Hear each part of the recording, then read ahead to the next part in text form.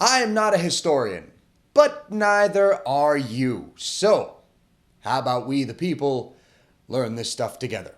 Welcome to US 101. And for this week's episode, guys, I was so inspired by the topic, I even put it on the wall, man.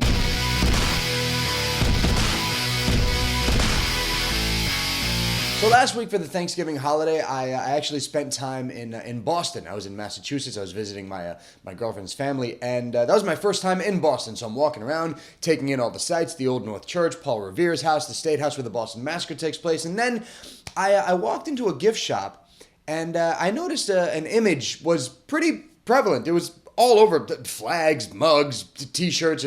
One particular image stood out. It's a pretty familiar image to a lot of Americans. It's a snake broken up into multiple parts, each part representing a specific colony, with the words "join or die" boldly printed underneath it. And just by looking at this image, you should be able to figure out what it stands for, right? I mean, it's obviously a rally cry for the colonists to all unite, to come together, to rise up against the tyranny of Great Britain, and to declare its independence. It makes sense, right? It's all right there, except it's not true. So to kick off this story, let me take you back to the early 1750s. Now, at this point, the continent of North America is divided up primarily between the British and the French. But by 1754, since the Atlantic coast is becoming a bit too crowded, there are calls for colonists to start moving west past the Appalachian Mountains and start settling land over there. Problem with that, though, is that there are Native Americans that live west of the Appalachian Mountains, and they're starting to worry that if colonists start making their way west, they're going to lose their land. Additionally, the French are also looking to expand their territory, which is why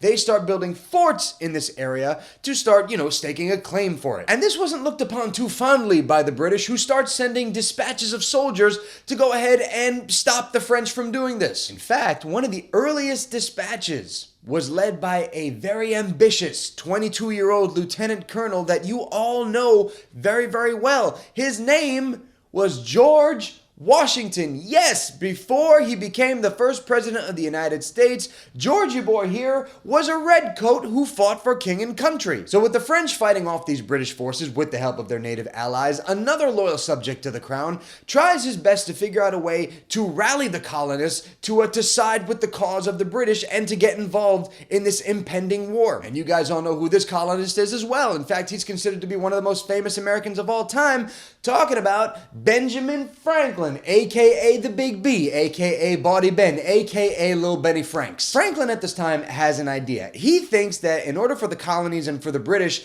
to beat back the French and the natives, all the colonies should unite as one group. They should all come together. They shouldn't be these separate entities. So on May 9, 1754, Franklin uses his newspaper, the Pennsylvania Gazette, to print a cartoon that was meant to urge colonists to get involved in a war that at first they were kind of hesitant to even get involved in. Additionally, Franklin also pens an editorial which accompanies the join or die image, which says the following. It says, quote, "The confidence of the French in this undertaking seems well grounded on the present disunited state of the British colonies and the extreme difficulty of bringing so many different governments and assemblies to agree in any speedy and effectual measures for our common defense and security, while our enemies have the very great advantage of being under one direction, with one council and one purse." So essentially, in 1754, 22 years before the Declaration of Independence, Franklin is calling for all the colonies to be united under one centralized government. In fact, later on in 1754, Franklin is actually made a representative of Pennsylvania to a Congress that's convening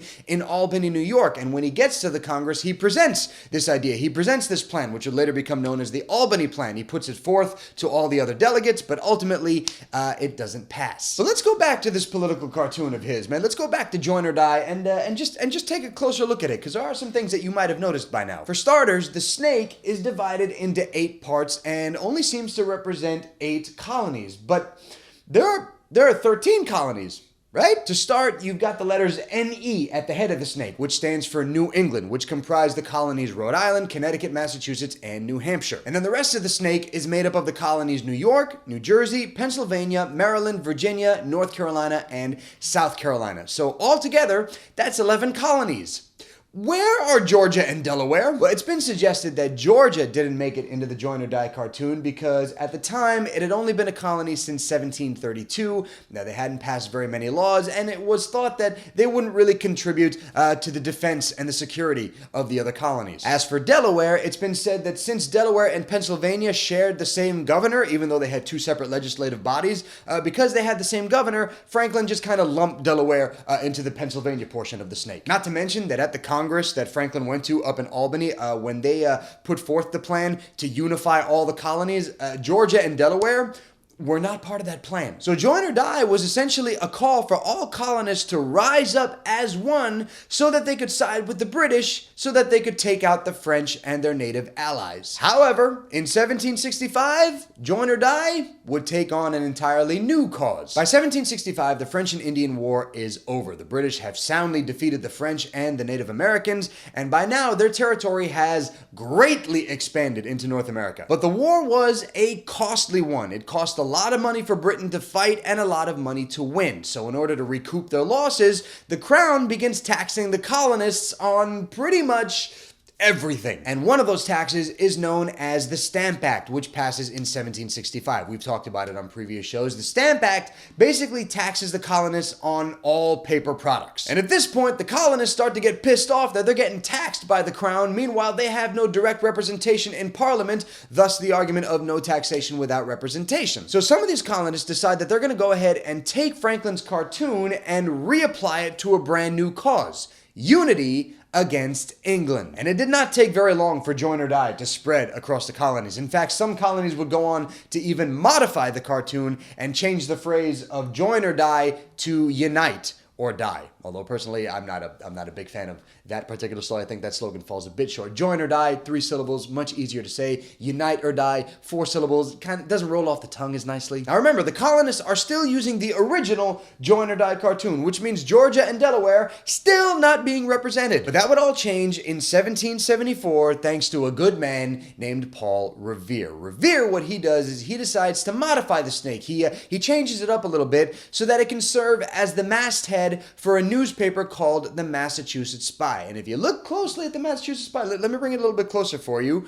you will notice that the tail has the letter G next to it. Georgia finally gets to ride the snake. Unfortunately, Delaware still not getting its own part of the snake. Sorry, Delaware. It's nothing personal. It's strictly business. And there you have it, my friends. Join or Die. Created by Benjamin Franklin, originally meant to serve as a rally cry for colonists to side with the British against the French and the Native Americans. Now you know the truth. It blows your mind a little bit, doesn't it? But regardless of how you guys want to look at Join or Die, I still think it's way better than P. Diddy's Vote or Die campaign that he tried to pull off a few years ago.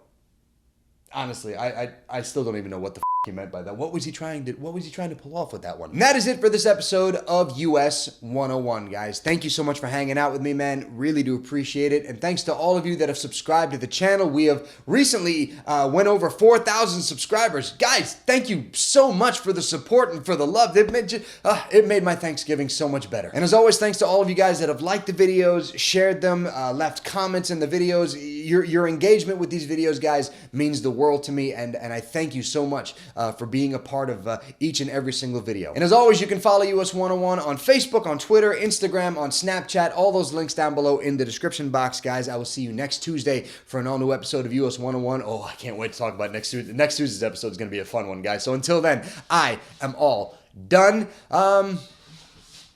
This background's coming together a little nicely. I might have to tailor that one a little bit down so I can put more stuff on it, but it's coming along nice. I like it. Let me know what else I should put up there. I could use your help.